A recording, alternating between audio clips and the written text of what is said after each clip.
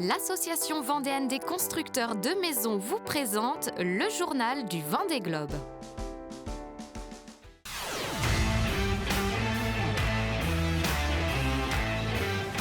« 48e jour de course pour les 36 skippers toujours en lice dans le Vendée Globe.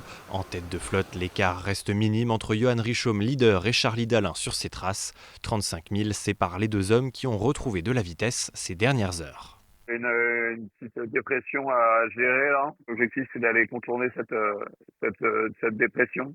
Ce soir, il y a un choix très important à faire, c'est la trajectoire vers le front froid de Cabo Frio, là, le front froid semi-permanent. Il va falloir décider dès ce soir quelle route prendre pour le franchir. Et c'est pas simple. À 700 000 derrière, Sébastien Simon a désormais franchi l'archipel des îles Malouines. Dernier en date à avoir passé le Cap Horn, le skipper sablé devrait être imité en fin de journée ce vendredi par Thomas Ruyant.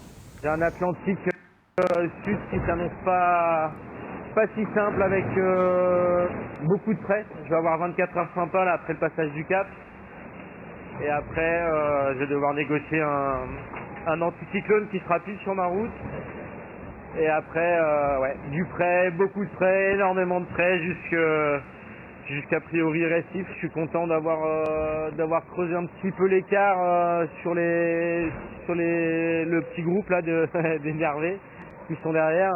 Car derrière le nordiste 6e de la dernière édition, le groupe des poursuivants se prépare à fondre sur le 3e et dernier grand cap du Vendée Globe. Plutôt content de voir le Cap Horn approcher, c'est passage dans à peu près 24 heures. 24 heures qui vont être toniques, le vent se renforce, là il y a 25 nœuds de vent de secteur nord à peu près. La remontée de l'Atlantique Sud pour le moment s'annonce assez compliquée. Ça va pas être un long fleuve tranquille tout droit, ça va être assez compliqué au moins jusqu'à Cabo Frio je pense, donc Rio. Donc ça fait quand même 8 ou 10 jours de loup-voyage, de près dans des conditions plutôt toniques. Derrière, la flotte reste dispersée. Après avoir navigué très proche pendant plus de 15 jours, Clarisse Kremer et Samantha Davis ont opté pour des stratégies différentes.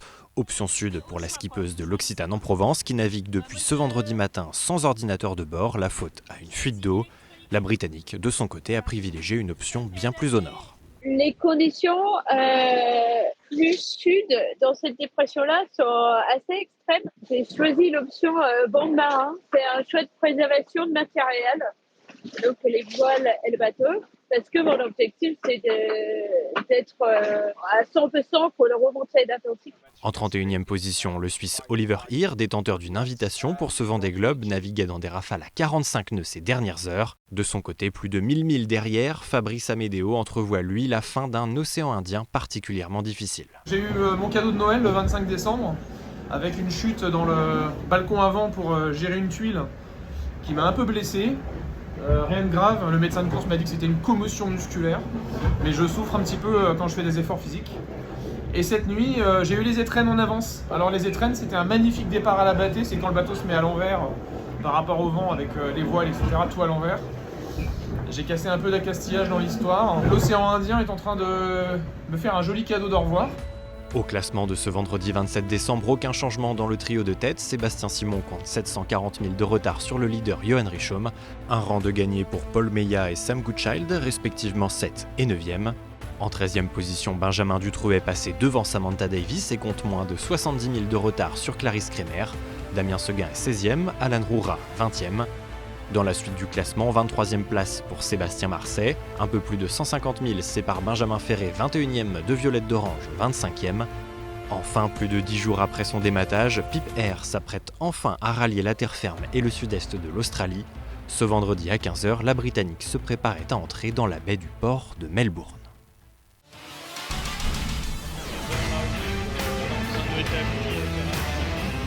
C'était le journal du Vendée Globe par l'association vendéenne des constructeurs de maisons.